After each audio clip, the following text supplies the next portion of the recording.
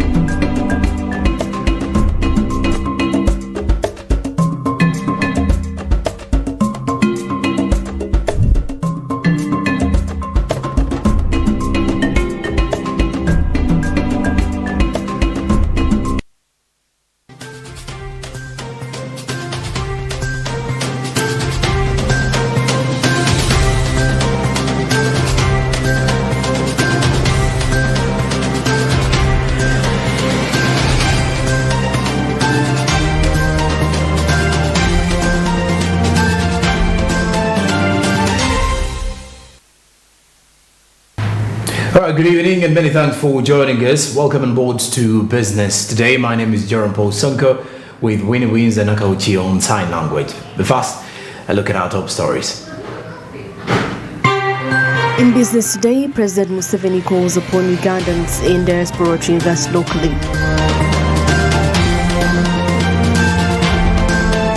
Uganda's automobile industry offers insight into generational business sustainability. Police investigates recruitment fraud and 30 NGOs allegedly recruiting youth into lucrative homosexuality.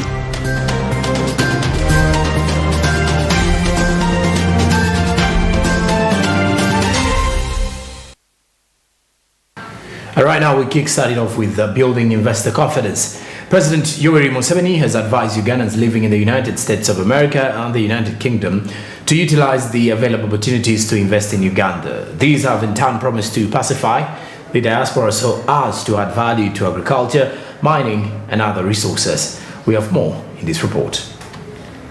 If you want to be rich, where can your money make more profit? According to President Museveni, Uganda is a secure country whose economy is growing stronger, and citizens in the diaspora should use the chance to economically develop themselves. They don't listen to those fellows of yours because for them, they know money. They know money. Those Europeans are spoiled. They are constipated with money, so they no longer, and they are also decadent. They are going down. They are going down with homosexuals, what have you. Alan Olala Otema, who led a team from USA, informed the president they are ready to add a brick to the economy of Uganda. We are the ambassadors out there.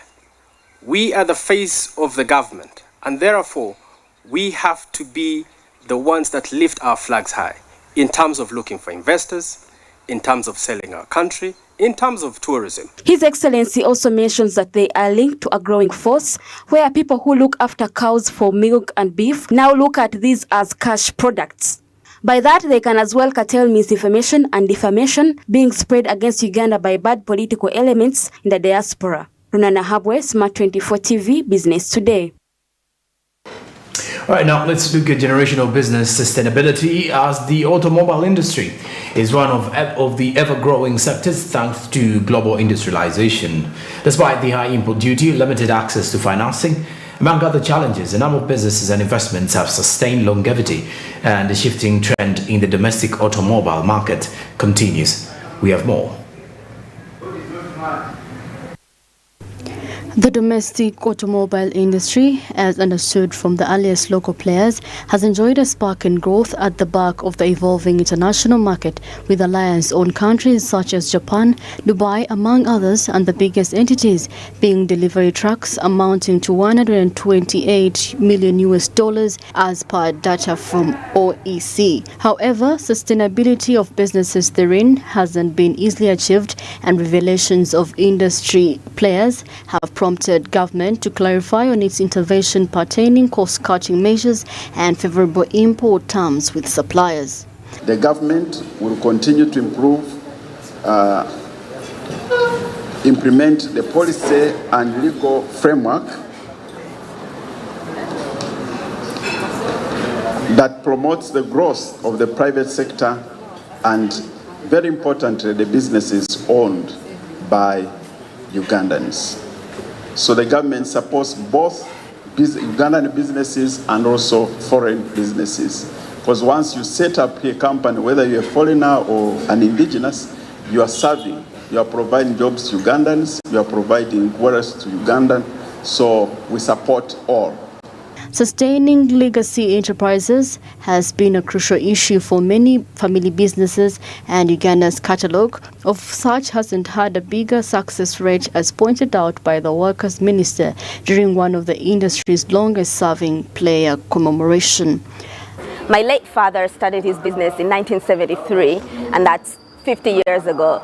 So I relocated from the US just to come to celebrate, but also take on the business and further it, so the next generations could also be celebrating 50 years to come. Just like any other company, these companies suffered with a lot of upheavals. Routing, when there were routings here, 1979, all these premises were looted. 1981, again, there was routing. But it's good to see that these companies have been able to survive. If we see Walisimbi's garage, Walisimbi with Toyota, we see Wavamuno, it's good to see these kind of companies which have gone through. Others have not survived. We had Kovmos, we had Peugeot on Bombo Road, but they have not survived. Kampala's Lord Mayor Erias Rukago points out the fact that many business enterprises built on family background barely enjoy the success of longevity for various reasons. But still, many challenges manifested by industry players in car dealership still point out import duty and sustainability, which has prompted new trends such as a local dealership market and a conviction for sustainability. So we must applaud the great man who came up with this vision. And I'm sure wherever he is, he's smiling. He's smiling to see this empire thriving. Not so many family enterprises, businesses, survive their founders. That's a fact. Even where there are wheels, there are what, it's not that easy. The cars imported from Japan, used from Japan and imported to Uganda, the price have almost doubled because of the prices, because of the government policies. Number two, also post-COVID effects. The shipment is so expensive, and also cars in Japan are expensive at this time. Yeah, so mainly the Ugandans have shifted to buying cars which are on the road, cars which are already registered in Uganda and are already on the road, because they are presumably considered cheaper or affordable. Automobile industry continues to embrace evolution and growth, but much to the call for favorable policies, local manufacturing and investment sustainability. Martha Nimsima, Masikatsime for Smart 24 TV, Business Today. Let's talk about Zengi's accounting inefficiencies. Only a few countries have bespoke standards for non-profit organizations. The lack of international non-profit accounting standards is believed to contribute to income and financial efficiency and inequality for non-profit organizations. Through BDO, a British, German and Dutch membership accounting and audit firm, an international standard will now be followed. This is designed to standardize the sector's books of accounts. Rana Nahawi has details. The NGO Bureau requires that non-profit organizations provide financial statements to help assess their performance for funding from different entities and big humanitarian organizations. Because of the different assessment frameworks used, there are limitations on suitability for necessary funds to run respective projects. Different frameworks or guidance that NGOs or not-for-profit entities follow when they are preparing their financial statements, meaning the output will be financial reports that are very hard to compare. Everybody is doing it according to their policies or their international organization preference or what the donor says. So at the end of the day, you might not have information to have a comparative ability within the sector. Accounting officers and auditors in this space admit that indeed there is a conflict in the accounting practice, and it is high time that the concern took heed, since it's not only injurious to their financial abilities but also a block to development. Overdue discussion, so we really do agree that it's important for these kinds of symposiums to take place to bring the different stakeholders together. There will be consistency. You can do comparison across different NGOs and see who is doing what better than the other. What we also anticipate out of this is that the job of the accountants and the regulators will become much easier, because it's that one standard that will be followed to say, did you comply or you didn't comply? And there's no more haggling on whether or not you did the wrong thing or the right thing, because the right thing will be clear. Key advisory accounting standards, for instance, impact analysis, transaction support, reorganization and restructuring, that are still reflected from BDO East Africa, are major implements that will help revive performance of NPOs, as the managing partner clearly stated that they are the bridge to international funders. We as professional accountants, we are the ones who are responsible for participating in the process of producing financial reports. That means we need to make sure that the rules, because accounting frameworks are rules that guide accounting, that the rules take into account our view, because we have been actually in the kitchen. So we can't fail to be part of the people to process the food. So that our views that are unique to Uganda, are probably unique to Africa, are taken into account in this framework that's going to be international. Every business faces a financial reporting or accounting issue at some point when reporting their financial reports. In these situations, expert advice underpinned by an in-depth understanding of international financial reporting standards is crucial. All right, now let's look at the World Day for Social Justice. Since 2017, when the United Nations General Assembly declared 20th February a special day for international social justice awareness, for the need to eradicate injustice has been emphasized. And this year's theme was focusing on overcoming barriers and unleashing opportunities for social justice. Uganda's efforts to oversee such justice largely lie in the operations of the judiciary, the court system, from the magistrates to the Supreme Court. Now, the commercial division that evolved out of the need to remedy commercial disputes plus the industrial court have been on course to disperse such litigation. Now, Ivan Tibenkana is in touch with Council of Yabakama Taylor to understand the implications of this day in the lane of commercial justice. All right, Jorum, I'm coming to you live on this eventful day, 20th February.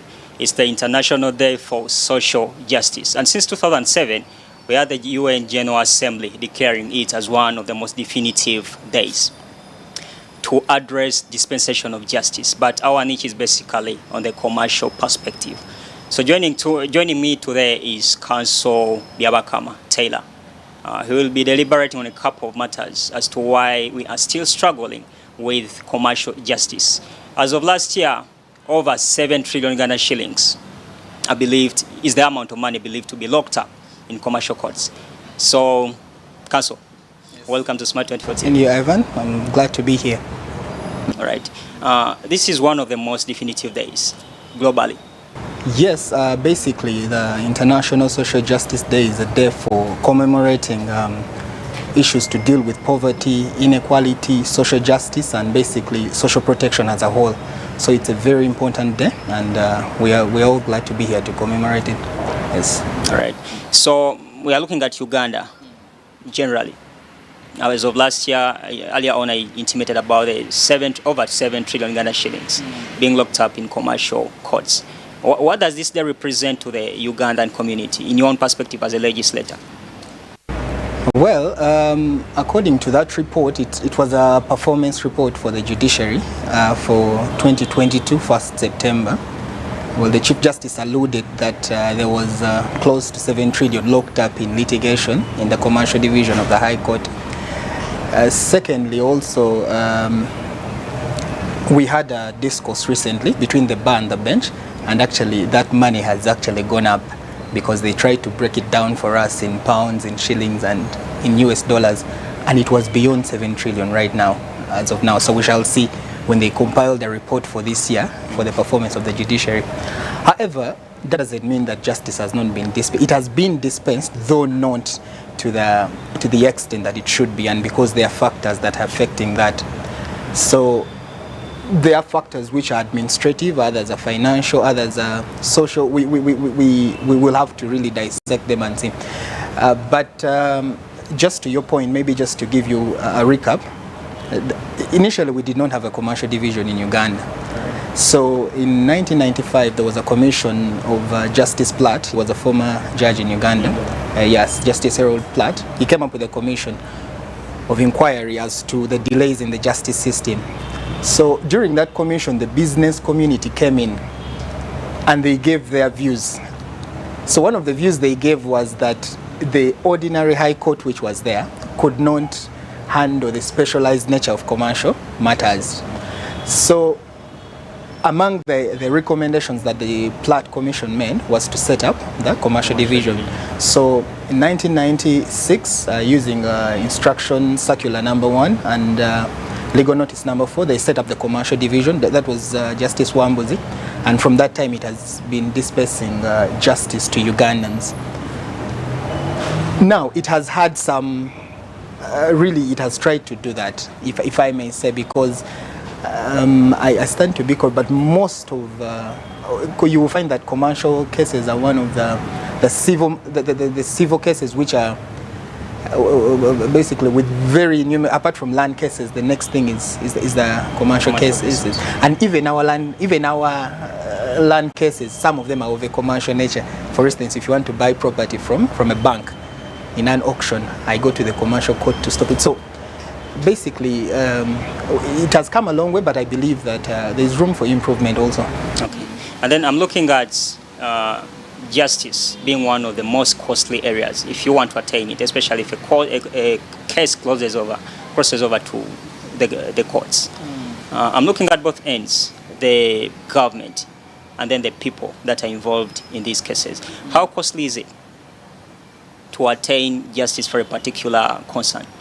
Well, if you look at the World Bank and IMF and other international organizations, they talk about the rule of law as one of the factors that foster development in a country, economic development. So meaning, if you have an efficient justice system, you will have development. Both of them are interrelated. How? If you have a fast justice system, you will attain justice, and maybe at the end of the day, like matters will move. I'll give you an example that, Ivan, if you wanted to buy land today to make an investment, and I go to court and I get an injunction, it could take you close to 2 years to get justice. Now, within those 2 years, you're spending money, you're spending costs, you're spending money on small things. Now, any serious businessman is going to get his money and is going to go away. However, they've also tried to remedy that because the Justice Department, they've tried to hire more magistrates. I believe that right now they want to have a magistrate per constituency, what we call a constituency in Uganda. Then they want to have a chief at least for every district. Then they want to have more, they've put up more high courts. There's a high court now in Iganga, there's a high court in Rukunjiri, there's a high court in Kabale, basically to try and take justice nearer to the people, such that all of us don't come to Kampala or don't go to Mbarara or Masaka where the previous traditional high court, or Jinja where the previous traditional high courts were. But costly commercial matters have to be costly within their nature, because most of them are commercial in their nature. So really the cost has to be there. And there is little that can be done to it because of the nature of the monies that are involved. Some commercial cases are in billions of, most of them are in billions of money. So the cost is there, but that coupled with the number of judges vis-a-vis the cases which are there, so it has proved to be a challenge. But they've hired more judges at the commercial court even right now. So the justice actually is a bit moving a bit faster. You've just talked about the money being costly. Does that represent as to the reason as to why we don't have a pro bono aspect to commercial disputes? Pro bono, giving pro bono services in commercial matters is really challenging. If you look at most of the pro bono services, they are going to go to civil rights, what I would call civil rights, civil and political rights, like your liberty to make sure you're not in prison for a long time, to make sure a lady chased from land or somewhere attains justice, to make sure that a widow is not chased from their house. That is where most of our funding is looking at, okay? But commercial cases in their nature, I don't think that they would be able to. I don't think a pro bono advocate would really work well in cases, because first of all, commercial matters involve a lot of research, they involve a lot of time. Now, you have to look at this overworked pro bono worker. Is he going to give time to that commercial case?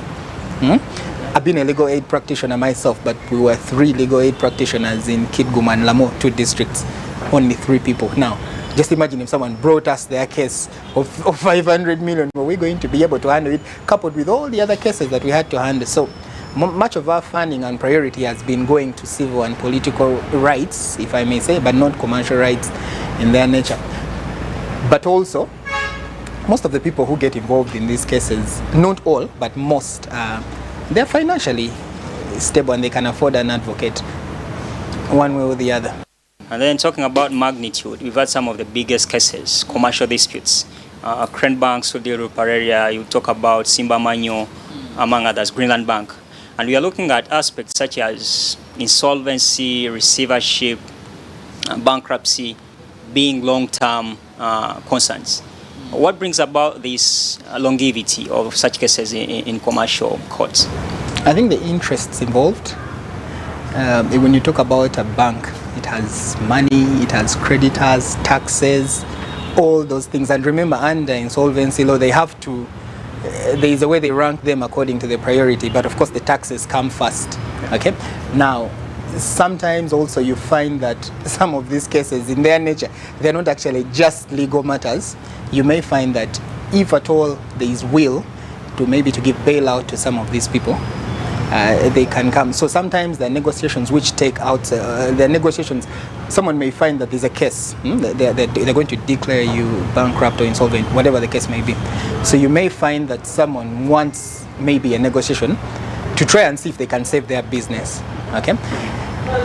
Secondly, we also go back to the other issue that we talked about of the number of judges and judicial visas vis-a-vis the cases that we have there. These cases, much as they would be of priority, they're going to suffer the same way, the same fate. And the way the judiciary works, it's first in, first out. So longevity is bound to be there until when the issue of the numbers will be resolved. Yeah, and I'm thinking that they are resolving it really. They have really tried to hire more registrars and more judges. Okay. And then coming into this very day, the trend coming into 2023, do you think the commercial end of the judicial system has received the attention that it needs as compared to other non-commercial ends, for instance, the civil division, if you would compare? Yes. If you look at the commercial division right now, I want to believe that they have the highest number of judges as a division now. I stand to be corrected, but I believe they have the highest number of judges and they have more registrars. They are handling matters, okay? So I believe they've given it the attention it deserves. And secondly, the head of the division is also a very competent judge. He has really tried to clear the backlog in that division of the court. So I believe that we shall see better access to justice, but also there is also an amendment that maybe I need to talk about in what we call the civil procedure rules.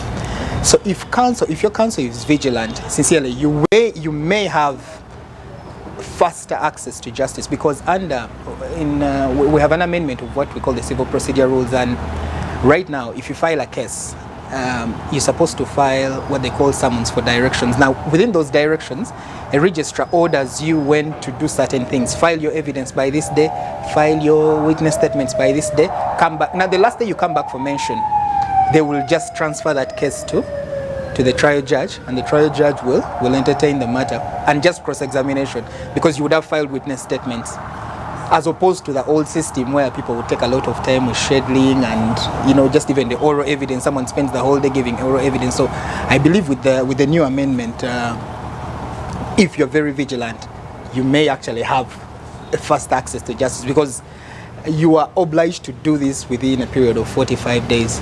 And once you do it, maybe you can get a hearing date and have your day in court. Okay. And then one other area that has been of critical concern to many Ugandans is the conflict of interest. Somewhere when you have some of the most compelling cases, Sudero Pareria, for instance, up against maybe the government of Uganda, and somewhere Simba Manyo, Kamia, and other guys involved in a particular case. What brings about that perspective of conflicting interests, especially when we have almost make weights in a battle? I hope that we don't get subject to the sub judice rule since these cases are still ongoing. But basically, most of what I know as the conflict of interest has been from counsel, where Dr. Sudil was opposing a certain law firm from representing the other side because they had previously represented him. So when I represent you as your lawyer, there are very many things you tell me, which I have to keep in confidence. Even when I stop being your lawyer, I'm bound to keep those things. So you find that it would not be right that you've been very open to me, and after representing you, then I go around again to represent your nemesis. So that is where the conflict of interest was coming from. But apart from that, we haven't had a lot of conflict of interest issues in commercial matters, save for the political cases, for the like in the constitutional court and some issues in the civil division. But for commercial court, save for that one incident, I don't really remember conflict of interest anywhere. All right. Well, Jorum, coming to you back again, it's been me, Ivan Tibenkana, and Counsel Biabakama from Nexus. So the conversation may not get any longer than this, but basically, like he said, this maybe partly explains why the judiciary was asking for more funding. But then still, the awareness of the market could be crucial. Previously, if you came to know the information that's regarding Kireka Tax Park, it will still fall victim of commercially related inefficiencies. It couldn't live up to the investment strategy, so it will be auctioned off. So these and more other related conflicts and matters are exactly what the business community anticipates legislation. Of course, equitable legislation, fair justice. Back to you, Jorum, and to everyone else watching Smart 24 TV. Thank you for keeping it so. All right, many thanks, Ivan Tibenkana, for that particular report and that particular insightful conversation as we were commemorating the World Day for Social Justice and pretty much focusing on commercial justice in the country, what needs to be done and how far we can go with it. But after the break, we do return with more business today, including the Coffee Court. Stick around.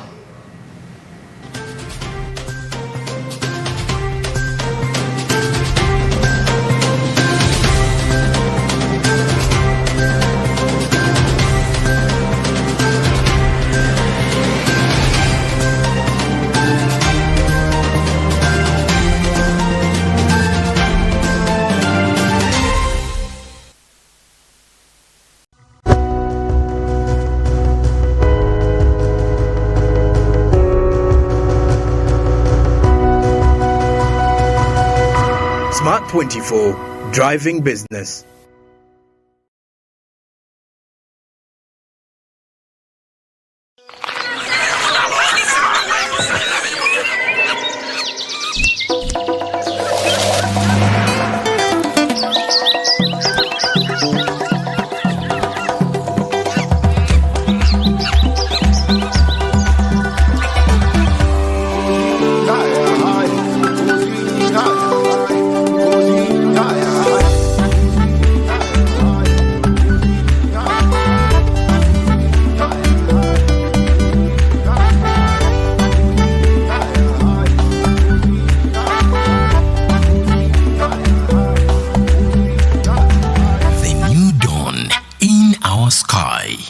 Futinbuto, the taste of Uganda in a new international park.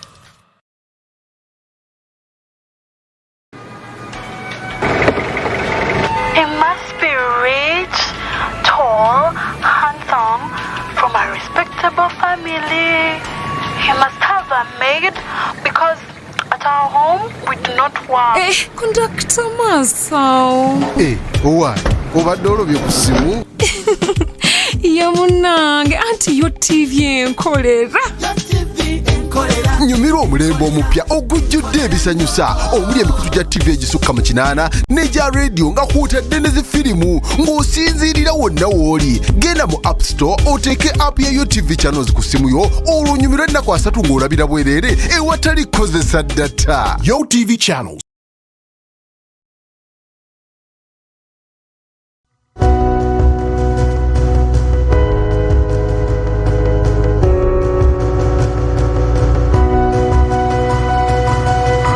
Smart 24, driving business.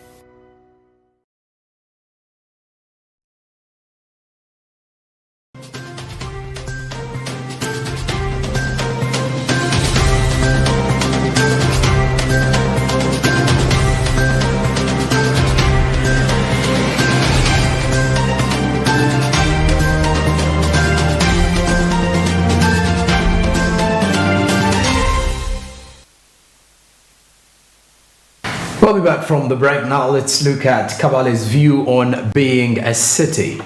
A disagreement has erupted between Honorable Henry Musasizi, the State Minister for Finance, General Duties, and Honorable Raphael Majezi, the Minister for Local Government, over the anticipated creation of Kabale City.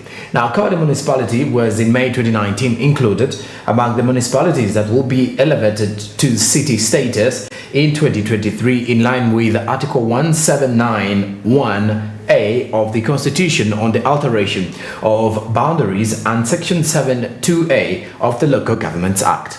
We have more in this report. The Kabale inhabitants who had been anticipating the city status on the arrival were instructed to forget about it by Minister Musasizi. Musasizi claimed that his ministry met with President Museveni and agreed to halt the formation of new cities and administrative divisions because they do not contribute to development. He claimed that after talking with Museveni, they concluded that adding new cities and other administrative divisions would only help certain people politically.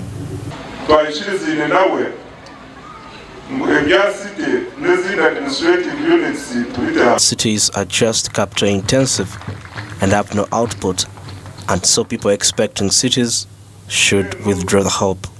Through a phone interview, the Minister of Local Government, Honorable Raphael Majezi, censored Musasizi's statement saying that the government has not yet taken a stand to change the resolution that Parliament approved about cities. He continues by saying that his ministry, which is in charge of operationalizing the final 5 cities, has not received any communication from the President of the country asking him to modify the stance of Parliament that was passed in 2020. He adds that cities including Kabale would exist by 2026 according to his ministry, and he plans to meet with Minister Musasizi to clarify the statements he said last week. I'm not aware of that. I'll meet him and we harmonize. I don't know where he's getting this position, but as far as I'm concerned, we are supposed to implement the resolution of Parliament. 10 cities began and the 5 including Kabale will begin by 2026. So if he has another different version, we harmonize this position. It's not a big deal. According to Byamujisha Sentaro, the mayor of Kabale municipality, once anything is created as a result of a resolution of Parliament, Parliament has the authority to remove it. He does, however, believe that Kabale city is in effect unless Parliament tells him otherwise. He continues by saying that Kabale city was built to cater for the wider Kigezi area because it is a tourist destination. Of course, Kabale city was created to cater for the greater Kigezi. Those are the regional cities and tourism city. I don't think that it was created out of sheer or out of excitement. It was created because the government saw it necessary that the Greater Kigezi, and this region gets a city. Political analysts claim that the manner in which Minister Musasizi came out was not appropriate time for him to make such a declaration in front of the public. As a result, they are unsure of whether the minister was authorized by Ministry of Local Government to make such a remark, or if it was a government position that Kabale will not become a city. The analysts go on to add that Kabale city is already built and is just awaiting the reflecting day when operations should begin. As the government had proposed and Parliament had passed and promised that Kabale would be a city come 2023, then later was extended to 2025, the population here in the entire Kigezi has been very eager and ready to receive that local government. So hearing the minister saying that Kabale will not be a city, and that's the stand of government. We are only waiting for an effective date when it starts. But Parliament passed it long ago. It's not among those that they are yet to create. It is only supposed to come a time when it is supposed to be effective. The other municipalities to be upgraded to city status come 2026 include Moroto, Masaka, Soroti and Wakiso. Bronya Katsime, Nobert Ndiamhachi, Smart 24 TV, Business Today. All right, now it's time for us to get to our coffee court conversations. Now, the oil and gas sector is looked at as the future of Uganda's economy, and by 2025, the high hopes of receiving a first drop of oil will definitely take center stage. The discussions, however, do rotate not only around where Ugandans are going to earn more money from and how the economy will be stabilizing and growing steadily. But this time around in the coffee court, we look at the legal framework of the oil and gas industry. This and more in the coffee court.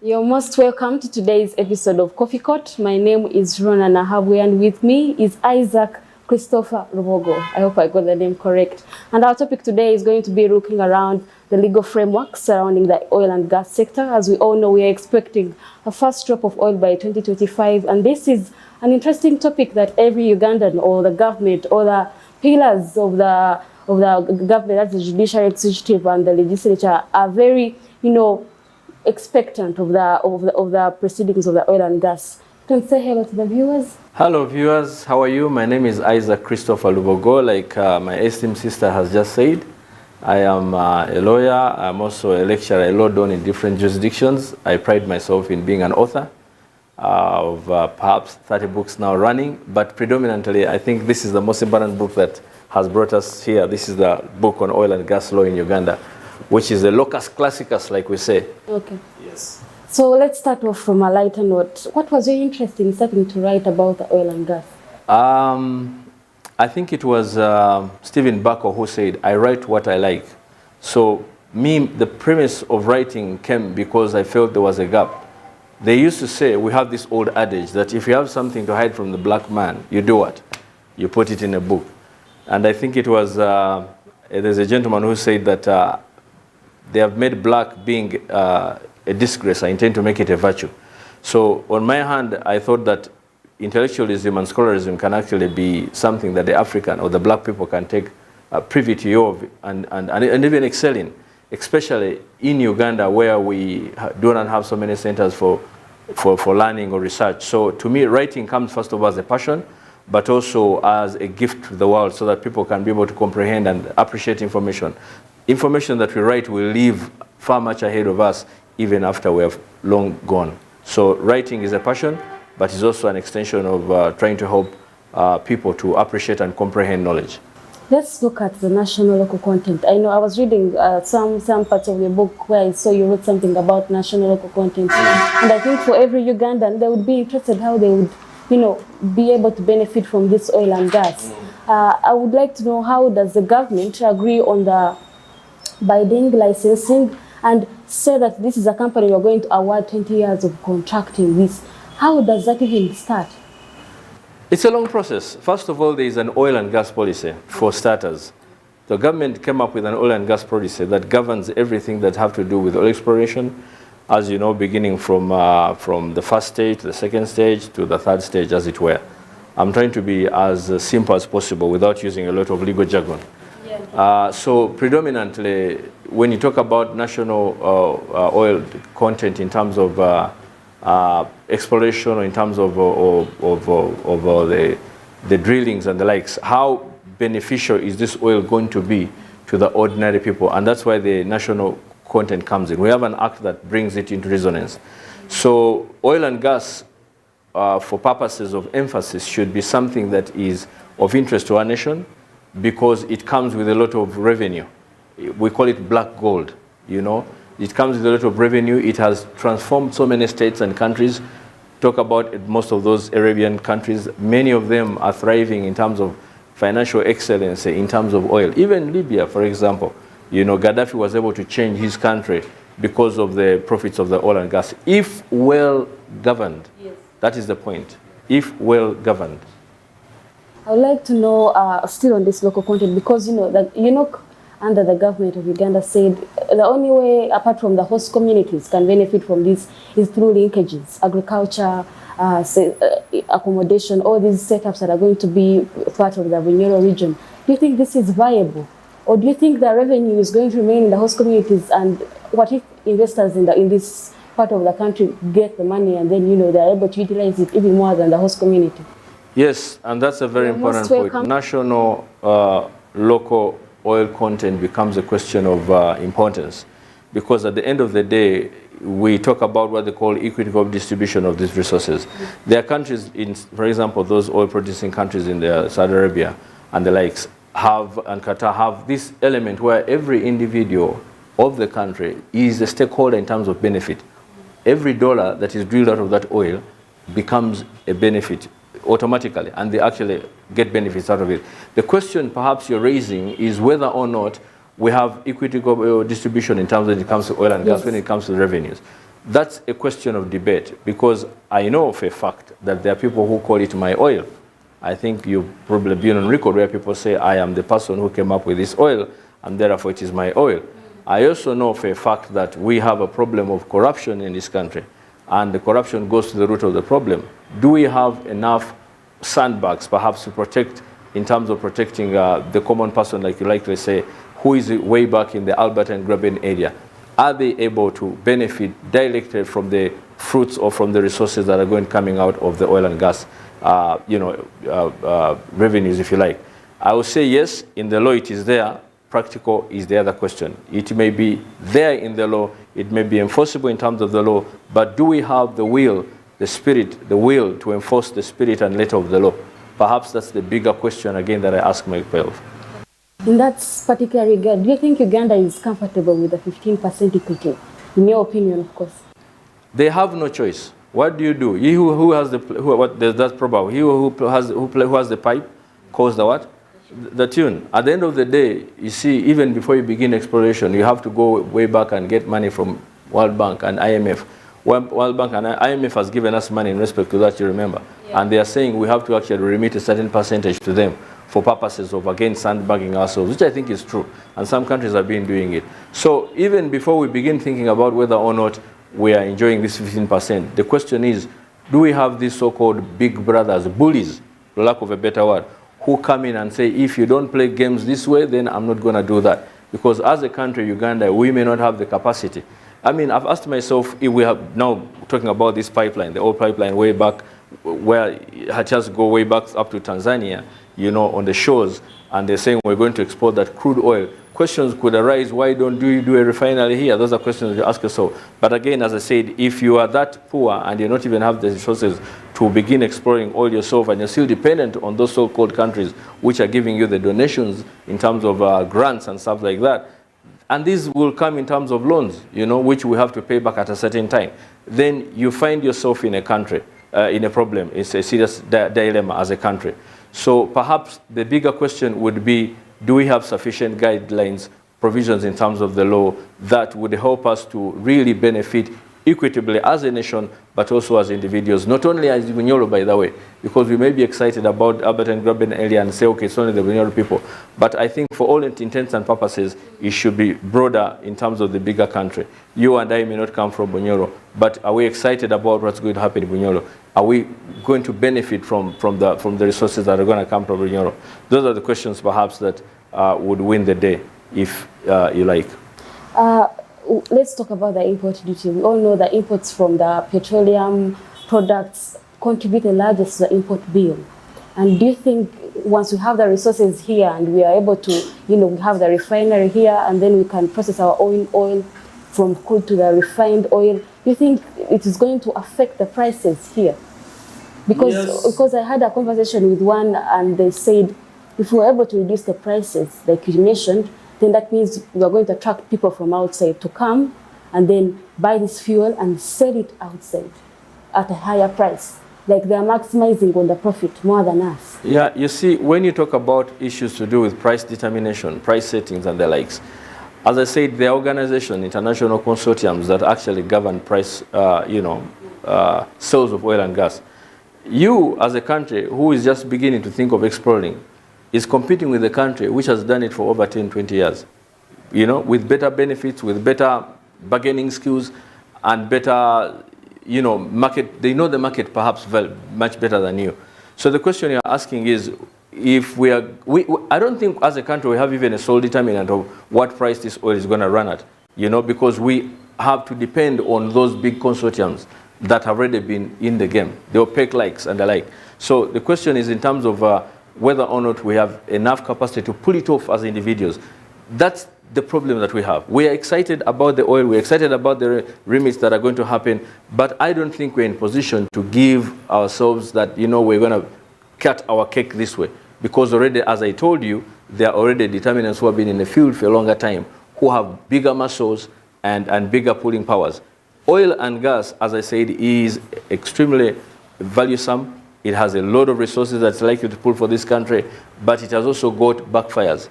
Maybe later you'll probably go to ask me about things to do with the resource curse and the Dutch diseases and stuff like that. Those components, and whether or not we have got substantive or even provisional laws that have got safeguards to protect against issues to do with corruption and the likes. But I think it's a process by process, because I remember last year, the close of last year, the Ministry of Finance launched a charter, a public charter where all these finances are going to be managed, and they were really transparent about it.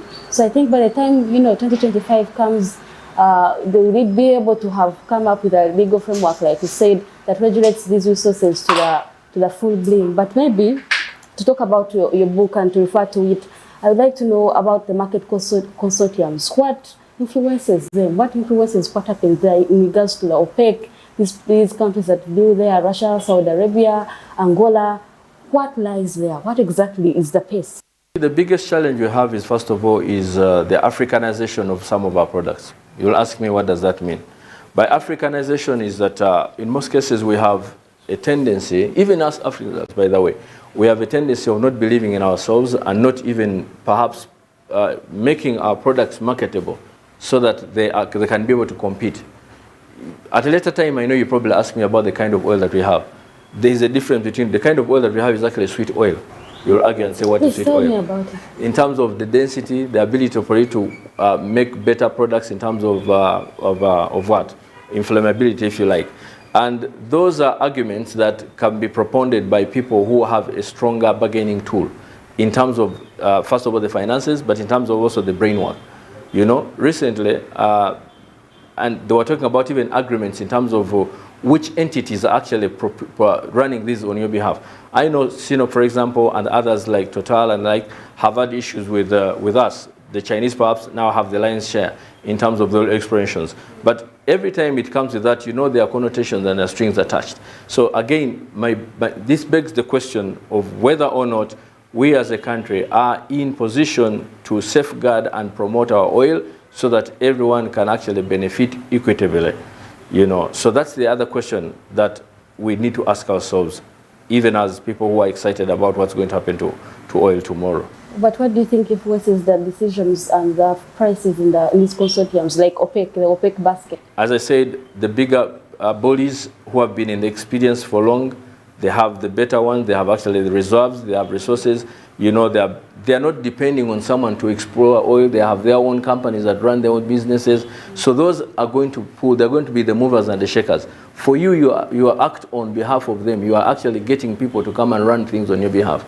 You understand? You have to hire experts to act. So there are commissions that are going to be given to them. So again, those who have the lion's share will determine. Do you think the meter regulations relates to this? Meter regulations has to do with how an entity can be able to govern its own organization. These are regulations that you may come up as an organization and say, these organizations, what happens is that government gives you mandate to make laws or regulations to govern, self-govern. The only thing that government does is to be on the outlook and say, I'm not going to interfere, but I'll be able to watch and see that actually what you said you're going to do in the regulations you're actually doing. So that's what meter regulations are. So that they are provided for in the law, and that's also a good thing that we need to look at. The other thing that had to do with perhaps where you ought to have asked me a little bit had to do with what they call stabilization clauses, again, which are also important in terms of contractual licensing, contractual, call them. We have what they call production sharing agreements, which we have. You talked about transparency, and that kind of icked my ear. I'm like, transparency? Are you sure about transparency? Is there transparency in oil and gas as far as Uganda is concerned? Many people ask things to do with production sharing agreements. I have a privilege of examining oil and gas at master's level. And some of the students who come to me, there was a time when we had a debate which had to do with production sharing agreements. And we asked the students, can you actually avail us? You are making an argument in terms of production sharing agreement for Uganda, and you're saying it is substantive enough, it is equitable enough. Do you have a copy of it? Can you avail it to us? Parliament has said this is public information, but if I ask of you, share me, give it me, none of you. I have samples of it here, but those are basically more like drafts. So we don't even know what is exactly inside those agreements. So even before we begin arguing about equitability, price selection, and stuff like that, there are bigger questions to ask as far as transparency is concerned. I hear you. In regards to, resource utilization, now we have seen countries like Nigeria having their own national petrol stations where the regulator owns those petrol stations. How do you think that can be achieved here in Uganda? It is a possibility, yes, and it happens. Shell does it, BP does it, Total does it, and other Oxel and stuff like that. They do it. That's possible. Yes, those explorers can actually run their own, oil stuff and stuff like that. And like you rightly pointed out, Nigeria is probably the best example that has some of those components. The bigger question perhaps is if we don't have checks and balances. If you are the person who's cooking the food in the kitchen, serving it, perhaps even giving it to respective people, then the question is, everything's going to be dependent upon you. You're going to have a problem in terms of equitable distribution, even price determination, because you will not have a check and balance. That's the problem that is likely to come in terms of the equitableness of price selection or even determination. They can decide to say, let's lower down the production because we want the price to go up. You saw what happened in the Ukraine war, how the prices, super soared because Russia, as a major, producer of oil and gas, had issues, and that trickled down to Africa, to you and I in terms of expenses. So, like I said, there's a danger in that. If those companies that have the mandate to do that are given the mandate to explore and do whatever they do, then we're going to have a problem. Perhaps the rescue would be in terms of stabilization clauses, like I said, which would be envisaged in these contractual agreements that are propounded or that we sign with these organizations or whatever, so that they have what they call stabilization clauses and say we can only operate within these margins. You mentioned something in your book in regards to Dutch disease and of the sort. What do you make of that?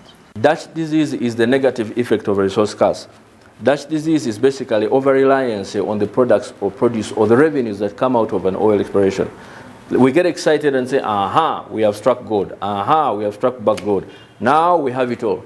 So what happens? We neglect every other section and concentrate on what?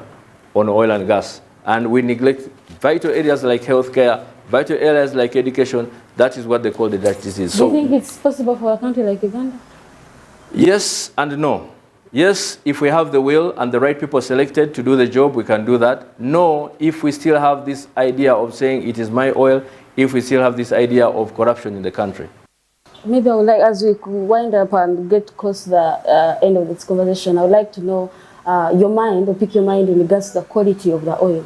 We have seen UNBS come out and say some of your oil is poor, hard, dialogues with Total, Shell, your oil is substandard. But now we're going to have our own oil. How do you think you're going to bridge that gap of having the quality oil that we need? Like I said, the bigger countries, the bigger bullies in most cases have already their price determined. They have better quality oil in the sense that they have actually existed for a long period of time, and therefore they can be able to, govern and keep the market. Total, the Shell, and the likes. The question now we have is that other petrol stations, for example, I'm talking about petrol stations that, like you say, give poor quality oil. They do it because of the competition. You're dealing with a person who has been there for over many years, who has the capacity to supply as much as that is possible, who has subcontracted almost the entire world and knows where the oil is. And you, who is just beginning, cannot compete with them favorably because you're putting in too much. So what happens? You are tempted to do what?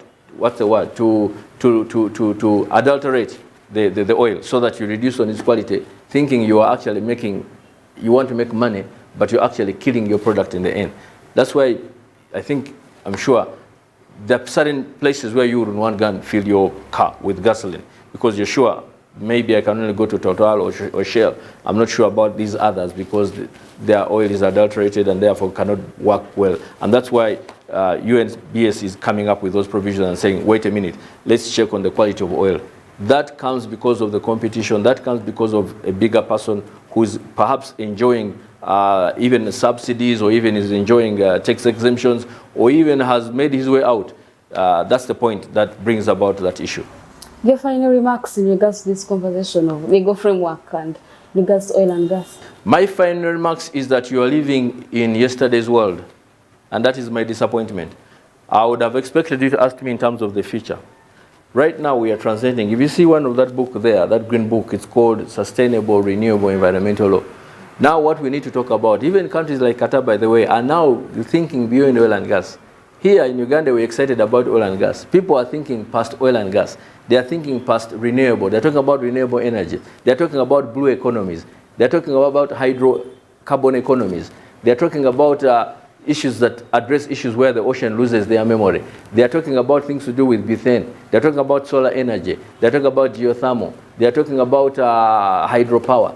Those sustainable energies are the things that I think we should be substantively focusing on. I got a call recently from an engineer who's doing research for the president. He told me I'm talking about hydropower, hydrocarbon, energy in terms of sustainability.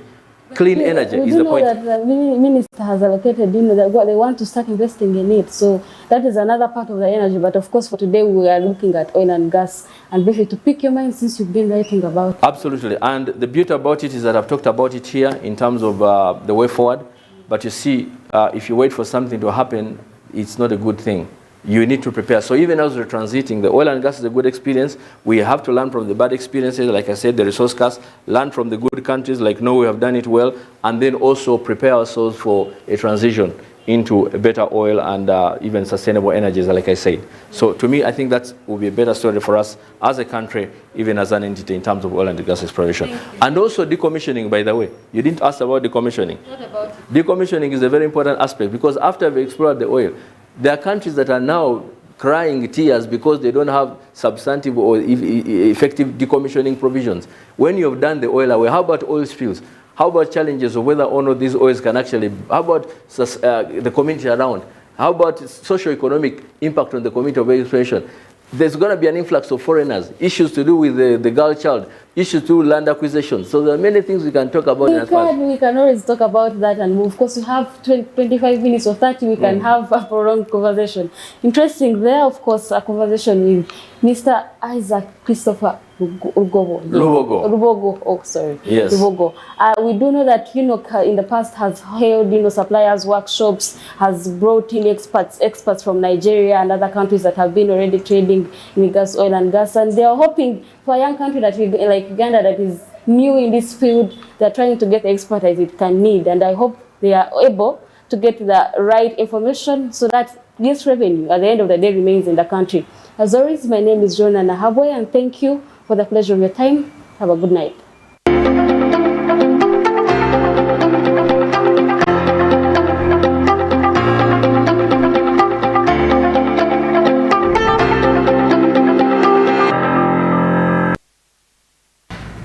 And as we come to the end of business today, let's have a recap of our top stories. In business today, President Museveni calls upon Ugandans in diaspora to invest locally.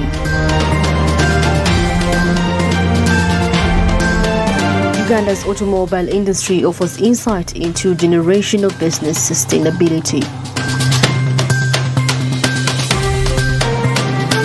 Police investigates recruitment fraud and 30 NGOs allegedly recruiting youth into lucrative homosexuality.